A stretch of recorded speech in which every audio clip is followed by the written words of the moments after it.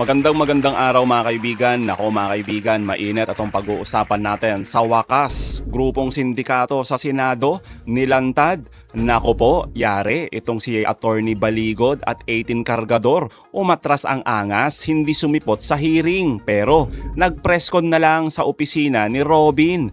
Grabe, akala ba natin matapang ang 18 Cargador tulad ng kanilang idol na si Robin Padilla? Ito ba yung bayani kung tawagin ni Loren Legarda at ng grupong Kawatano?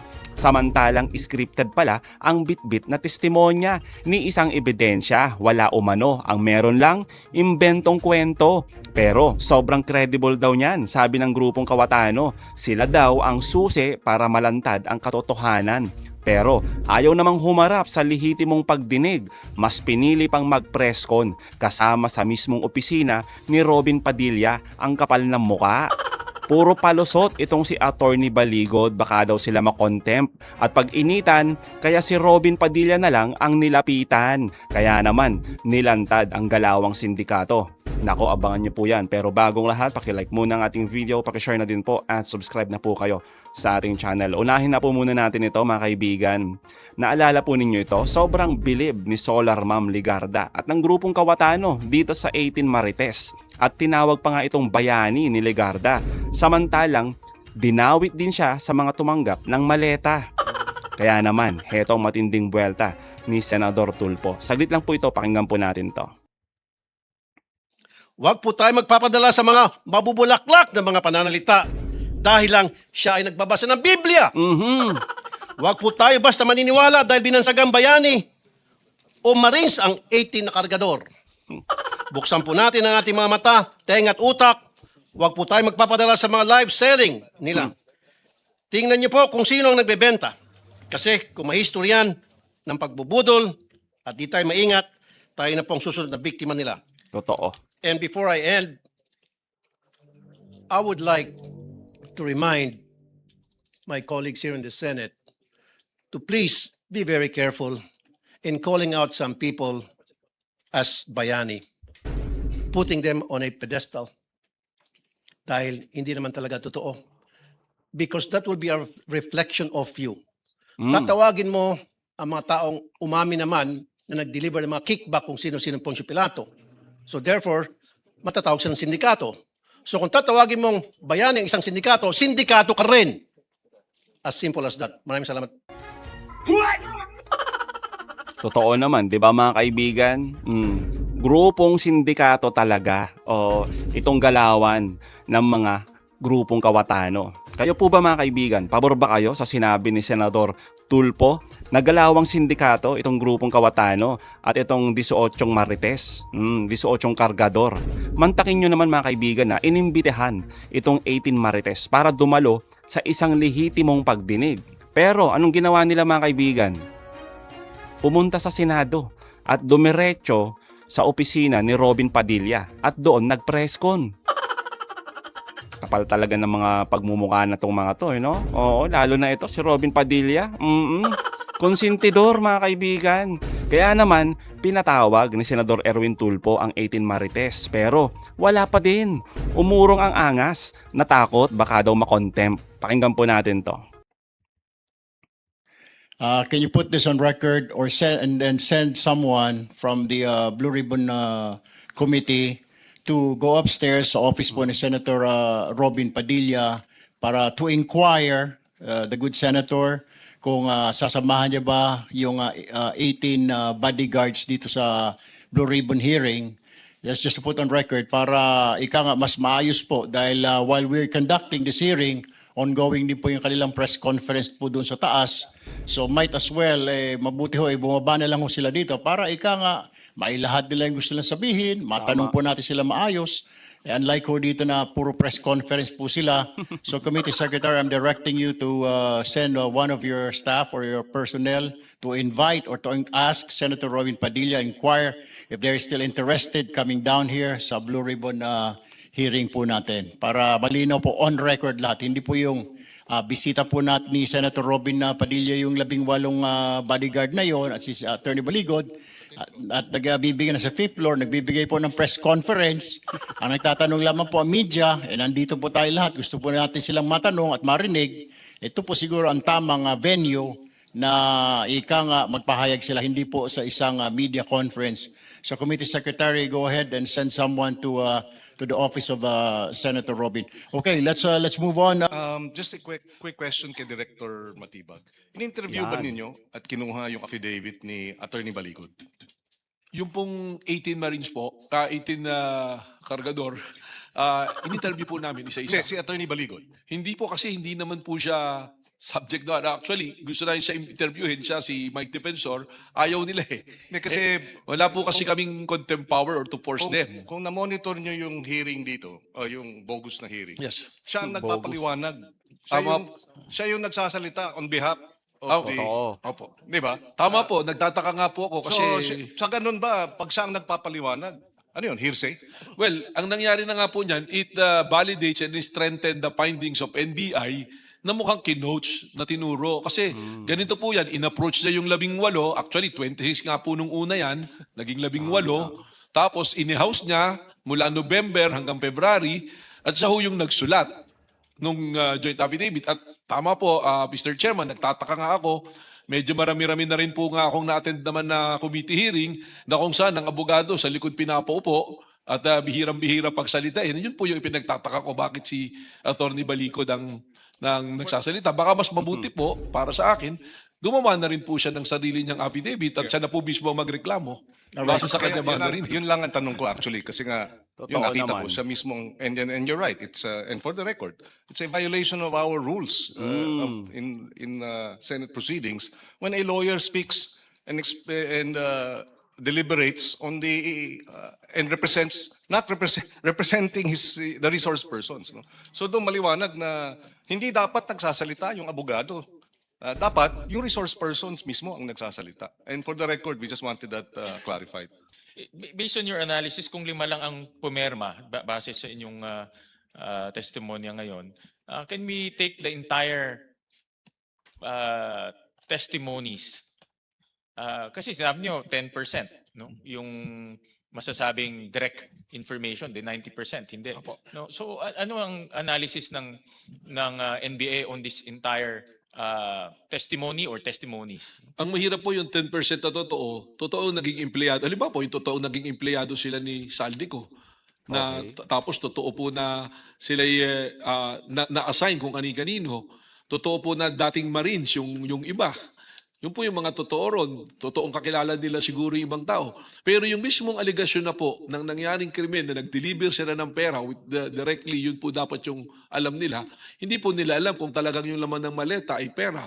Meron pa nga pong isa doon sa pumirma, yung sinabidad, binanggad ko po kanina. Tinanong siyang direkta nung nag-iimbestiga, kung ano yung diniliver niya maleta, ang sagot niya, wala. Pero pag pinagsama-sama po, yung pong pinagsamang salaysay, magmumukhang maganda yung istorya at paniniwalaan. Pwedeng paniwalaan for purposes other than prosecuting or going after dun sa mga nagkamali. Mukhang hindi po titindig. Binanggit nga po kanina ni PG Padulyon na binaba na namin yung standard to probable cause. Hindi pa rin po lulusot Hindi pa rin po papasok sa probable cause. Kasi gusto lang nga po naming makita na maimbestigahan yung mga binanggit na tao na gusto rin po naming ipatawag. Ang problema po namin, Mr. Chair, pag ipinatawag namin base ron sa kanilang inilatag na joint affidavit na yun, baka po mukhang nagpipishing expedition kami at kami naman po ang papanagutin ng mga taong aming ipinapatawag po. Okay. Let me state po that the NBI will be relentless in pursuing those who violate the law. Lalo na po Ganda. dito sa issue ng corruption. That is Nice. the commitment po ng NBI dito sa committee na to. Just to cite an example, just recently we are going after politically exposed persons. Recently po we arrested a director from SEC na nag-extort po. At meron po kaming sinusundan din na lead na medyo malaking personality po na hindi lang namin ibibigay po yung buong detalye pero meron pong dalawa na malaking personality na tingin namin ay gumamit ng mga dami po para itago itong issue po doon ng flood control po. Right. Before we go to Senator Baum, just want to remind everybody, yung report po sa atin ng Blue Ribbon Committee Secretariat, ay nag-aantay pa rin po sila ng sagot sa taas. Ayaw po silang bigyan ng sagot. Binibigyan po natin ng chance. We're inviting them to attend this hearing. Ang sagot po ng attorney po nila, si Attorney Baligod, natatakot daw yata na pag nag-attend naman po sila dito, baka i-cite lang po ng contempt ng komite. Hindi naman po ganun dahil ito po ay invitation lamang po naman, di po ba? And this is Naduwag. just a meeting. But anyway, Okay, kasi kanina nababanggit ni Attorney Matibag paulit-ulit na si Buduyan, ano bang Buduan saka Baligod. So sila yung nag-recruit dito sa 18 and meron pang sinasabi nga nagbayaran, nagtawaran, etc. Wala bang pwedeng maikaso dito sa dalawang personalidad na nabanggit na sila yung nagre-recruit sa mga taong para magsinungaling at babayaran itong mga taong to? Kapag itong mga tao to, itong 18 kadagkador, eventually may mga magkakaso sa kanila. Kung sino man yun, hindi natin alam dahil nga sa pagsisinungaling, lalo na nung last hearing, yung last press conference, excuse me. Kawawa naman yung 18 kargador. So itong dalawa na nag-recruit, wala bang kaso para sa kanila? Mr. Chair, katunayan, may mga kaso na pong na-file sa kanila.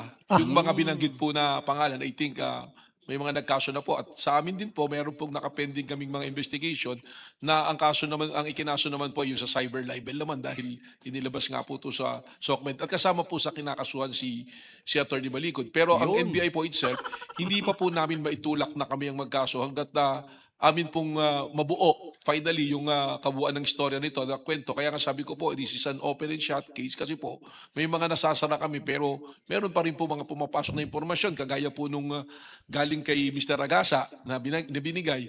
Kaya po bubuin po namin yun at pag natapos po, we will come out with the recommendation and if charges can be filed following the MC20 na po ng Department of Justice, magkakaso naman po tayo dyan. Thank you, Mr. Chair. thank you. For the record, si Attorney Baligod po at yung 18 bodyguards nasa taas pa rin po at patuloy po ang pagbibigay ng press conference. Grabe. Medyo maging kanilang mga pahayag po sa media, nagka-bali-baliko na dahil kanina sabi nila willing po silang bumaba. And then kumambyo naman po si Attorney Baligod, sabi naman po ayaw na bumaba dahil baka masite daw sila ng contempt ng committee na ito dahil sa umano'y titig-isipin natin nagsisinungaling sila. Pero nevertheless po, ayaw po nilang mag-attend sa hearing, sa meeting po na ito. 3 beses na po, simula kanina po na mag-umpisa tayo alas 9 pasado hanggang ngayon, ayaw po nilang bumaba. Despite the fact na may inutusan na po tayo sa Blue Ribbon na Secretariat, wala po silang sagot. Patuloy po kanila pagbibigay ng press con, nililin lang din po nila ang sambayanan, oo, Yes. pero mamaya-maya sinasabi, hindi na lamang po. So, sa ngayon po, ayaw po talaga nila umattend, mga kasama na dito po sa ating ipinatawag po na meeting. Well, it makes us question their credibility at kanila pong motibo. Pumunta po sila dito pero ayaw naman po nilang bumaba dito sa meeting po na ito. Parang ito po isang kanila po ang press release, isa pong optics para sabihin po na dumalo sila rito. Pero sa totoo po, ilang beses po nating inimbitahan, ayaw po nilang bumaba po rito sa ating tanggapan. And yet, ang gusto lamang po nila ay mag-press con na mag-press con po sa taas. To our resource persons, please submit the relevant documents and status updates of to this committee. At the appropriate time, we shall determine further measures to ensure accountability. We sympathize with the victims of the earthquake in Mindanao. Kaya po, 2 bagay, tatapusin na po muna natin. We suspend this meeting bilang paggalang po sa mga biktima po ng matinding lindol ngayon dyan po sa Mindanao. At nakausap ko po ang ating acting Senate President na anytime po ay pupunta po ang mga miyembro ng majority bloc para marinig at makita po ang pangangailangan ng mga biktima po ng lindol. At the same time, since ayaw naman po bumaba nung 18 bodyguards kasama si Attorney Baligod, so we hereby, yes, go ahead. Just very quickly, Mr. President, at iimbitahin po natin ulit itong 18 na ito sa susunod na pagpupulong at sa darating na mga araw, at the proper time, if they continue to refuse, we can, at the right time, compel them to attend, subpoena them, and if they refuse, we can have them cited in contempt and maybe arrested. when Yes. the Blue Ribbon Committee has been fully constituted. For the record, Mr. President. Definitely, Vice Chair. Kasi nga, nagpupunta sila sa ating opisina para na ma-insulto. Pupunta Kaya pa sa nga, tanggapan ng isa sa kasama natin at doon po magpe-press conference. Ayaw pong Sintidor. matin ng meeting. Pinapakita pong optics nila. Pupunta po sila dito, matapang silang pumunta, pero ayaw po nilang bumaba dito sa meeting na ito. So, gayon pa man, before we suspend this meeting, I would like to personally thank ang buong pong majority block sa staff po ng Blue Ribbon Committee, sa USAA, sa PRIB, at sa lahat po ng Senate staff na faithfully fulfilling their duties and for showing up today despite the fact na meron pong threat sa kanila na ididemanda, sisibakin po ng minority bloc. Sabi ko naman po, base po sa ating pong acting Senate President, siya po ang bahala. You are protected dahil may bago na po tayong, meron po tayong acting Senate President. So with this meeting is now suspended until further notice. So yon mga kaibigan, no, kitang-kita natin. Sobrang duwag itong 18 Marinos, di ba? 18 Marinos. Na ngayon ay tinatawag na 18 Cargador, 18 Marites. Pumunta sa Senado. Akala mo tatapang, akala mo talaga haharap sa meeting ni Tulfo, pero wala mga kaibigan. Binaybi na naman ni Robin Padilla at nag-press con na lang sa kanyang opisina. Kapal ng muka. Tapos nananakot pa itong grupong Kawatano na sisibakin itong mga empleyado ng Senado kung sila ay susunod dito sa bagong majority. Ay nako talaga, ganyan na ganyan mga kaibigan ang galawang sindikato. So mga kaibigan, anong masasabi nyo patungkol dito? Comment down below. Again mga kaibigan, huwag nyo kalimutan i-like at i-share itong mga videos. Hanggang sa muli, kita-kita ulit tayo mga kaibigan.